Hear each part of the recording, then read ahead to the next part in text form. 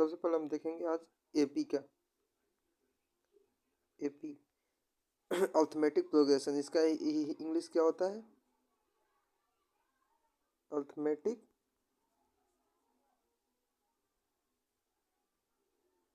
Progression.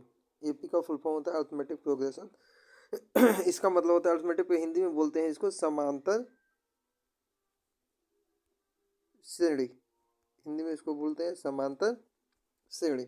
AP का मतलब समांतर श्रेणी का मतलब है कि कोई भी क्रम हो लगातार लिखा गया हो। जैसे हम ले लेते हैं दो, दो के बाद है चार, चार के बाद छः, छः के बाद आठ, ऐसे ही करके डॉट डॉट डॉट ऐसे ही करके मतलब जितना तक नंबर हम लिख सके ऐसे ही। तो दो, चार का अंतर है, दो का अंतर है, फिर दो का अंतर है, फिर दो ऐसे ही पदों को क्या कहते हैं? समांतर श्रेणी में कहा जाता है। जैसे तीन, तीन के बाद हम ले नौ, नौ के बाद पंद्रह, पंद्रह के बाद इक्कीस, ऐसे ही करके जितना तक हम लिख सके। तीन के बाद इसमें छः का अंतर है, इसमें भी छः का अंतर है, इसमें भी छः का अंतर है। तीन में छः जोड़े हैं तो नौ हो गया। कितने जोड़े हैं?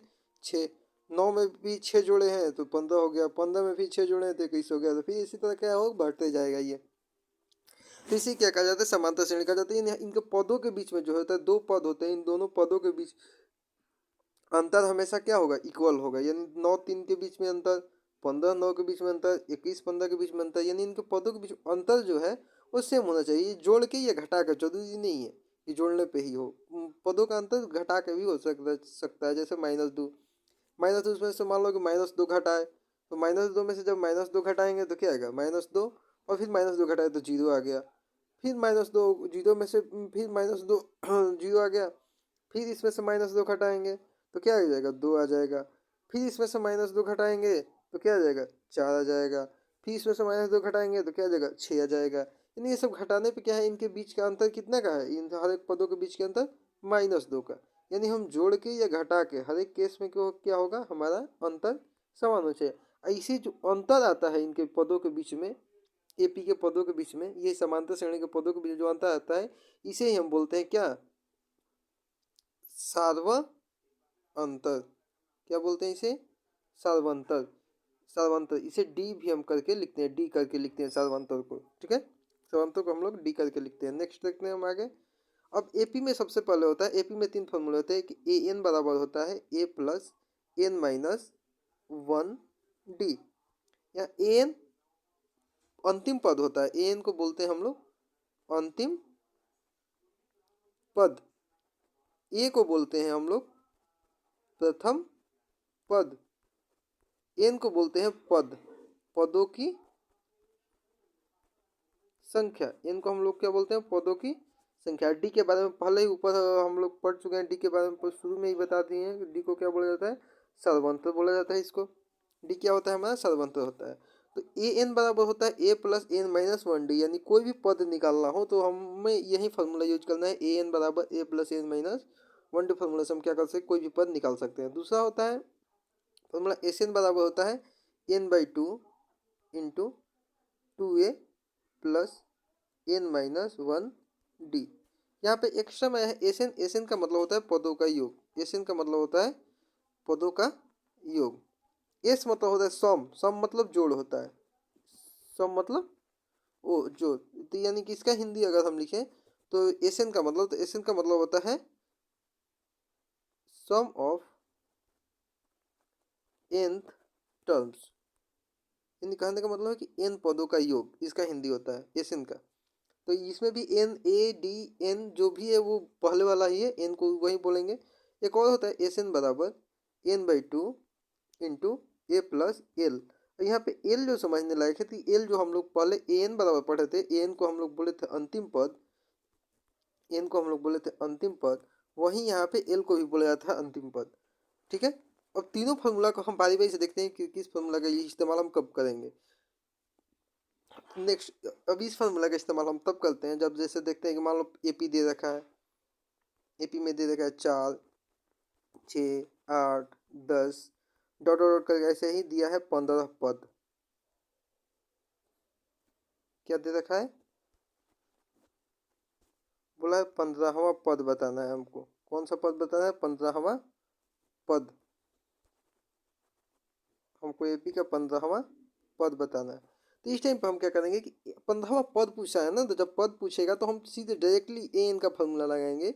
ए एन का फॉर्मूला में A plus N minus one D होता है। ए एन का फॉर्मूला हम जानते हैं, A plus N minus one D होता है इनवा पद निकालने के लिए। तो ए कितना है यहाँ पे 4, कितने पद दे रखे हैं 15, 15वां पद पूछा है तो 15 यानी टोटल पद 15 है। तो 15 में से एक क्या करेंगे, माइनस कर लेंगे। डी निकालने का तरीका बताएं कि दूसरा में से पहला, यानी इसमें इनके पदों का अंतर कर लेना, घटा लेना है। तो 10 में से 8 गया तब भी 2 आएगा, 8 में से 6 गया तभी भी 2 आएगा, 6 में से 4 गया तभी भी 2 आएगा। डी का वैल्यू हमारा क्या हो जाएगा 2, यानी 4 प्लस 15 में से एक गया होगा 14 गुणे 2। ओके, 14 गुणे 2।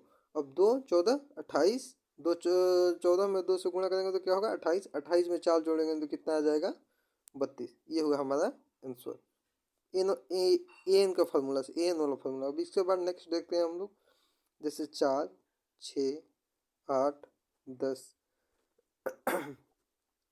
15 पदों का योग निकालना है। इसमें जितने कितने पदों का योग निकालना है, एन दे देखा है, 15 पदों का योग बताना है। तो डायरेक्ट हम एस एन का फॉर्मूला यूज करेंगे। एस एन का फॉर्मूला हम जानते हैं n/2 होता है, यानी 15/2। या देख लेना है, पीछे से रिमाइंड कर लेना है एस एन का फॉर्मूला क्या होता है। एस एन का फॉर्मूला ये लिखा है ना, n/2 into a plus N minus D. तो यही फॉर्मूला हम वहाँ पे यूज करेंगे। तो 15/2 एन टोटल पद दिले 15, तो 15/2 हो गया। ए का मान 4 और फिर plus N minus one D होता है, तो एन की जगह 15 लिखेंगे और -1, और डी का मान इसमें से घटा घटा कर देख लेना है हमको। तो 2 आ रहा है हर बार, 2 हो गया, ब्रैकेट क्लोज। 15/2, 4 2 जा 8, 4 में 2 से गुणा 8, 15 में से 1 गया 14, और 14 में 2 से गुणा हो गया तो कितना हो गया 28। अब 15/2 आया है और इधर पे क्या आया है 18, 8 प्लस 28, यानी हमारा आंसर हो जाएगा 15/2 गुणे 15/2 गुणे और 28 और 36 हो जाएगा। 2 से ये कैंसिल हो जाएगा 18 बार में, यानी कितना हो जाएगा 18 में 15 से गुणा कर लेना है। 18 15 गुणा करके देख लेते हैं हम कितना आता है। 18 15 15 8 90, और टोटल हमारा आंसर हो जाएगा 270। कोई दिक्कत, देख लेना है इसको। नेक्स्ट देखते हैं हम लोग एशियन वाला फॉर्मूला। अब एशियन बराबर दूसरा फॉर्मूला जो कब लगाएंगे, जब इसके लिए एपी अब दूसरा लेना पड़े। इसके लिए एपी अगर ऐसे दे रखा है, एपी बराबर 15 20 25 डॉट डॉट करके दिया है, मान लो 600। अब बोला है कि इसके पदों का योग बताना है, तो कुछ नहीं करना है इसमें। एन का वैल्यू सबसे पहले फाइंड आउट करना पड़ेगा। उस फॉर्मूले के लिए एन का वैल्यू इंपॉर्टेंट है, यानी एन का वैल्यू निकालने के लिए हम ए एन वाला फॉर्मूला, जब भी एन का वैल्यू निकालना हो तो एन का फॉर्मूला यूज करेंगे। तो यानी एन बराबर A plus N minus one D. हम थोड़ा डायरेक्ट करेंगे, यहाँ पे 15 हो गया। एन का वैल्यू, एन का वैल्यू दे रखा है 600, 15 एन का वैल्यू नहीं है, एन लिखेंगे -1, डी का वैल्यू 20 में से 15 गया 5। अब यहाँ पे थोड़ा डायरेक्ट करेंगे हम, तो क्या करेंगे 15 इधर से इधर कटेगा तो कितना हो जाएगा, तो ये हो जाएगा 575, 585 कितना होगा, ये हमारा हो जाएगा 585 बराबर। और ये 5 से इसमें गुणा हुआ तो 5n, और ये माइनस का 5 इधर आ जाएगा तो 585 की जगह कितना आ जाएगा 590। कितना हो जाएगा हमारा 585 की जगह 590, यानी हमारा n बराबर अगर वैल्यू निकालें हम, आ जाएगा 590/5। कटेगा ये 5 छकम 5, 5 छकम 5, 5 8 40, यानी n का वैल्यू हमारा टोटल आएगा कितना 118। इनका वैल्यू 118। इसके बाद हमको निकालना है पदों का योग निकालना है, ध्यान रखना है।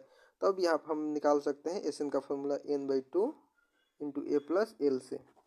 हमको एल अंतिम पद दे ही रखा है, एन का वैल्यू हमने निकाल ही लिया कि एन का वैल्यू हमारा कितना है यहाँ पे 118। तो 118/2, ए का वैल्यू पता है हमको, ए का वैल्यू कितना दे रखा है 15।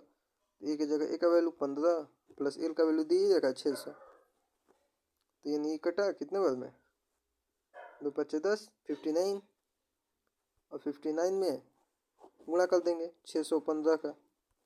59 में 615 का गुणा करेंगे, जितना आ जाएगा उतना हमारा आंसर हो जाएगा, देख लेना है। ओके, तो ऐसे ही करके एपी का आज टोटली क्वेश्चन बनाओ बुक से या जहाँ से भी मिले।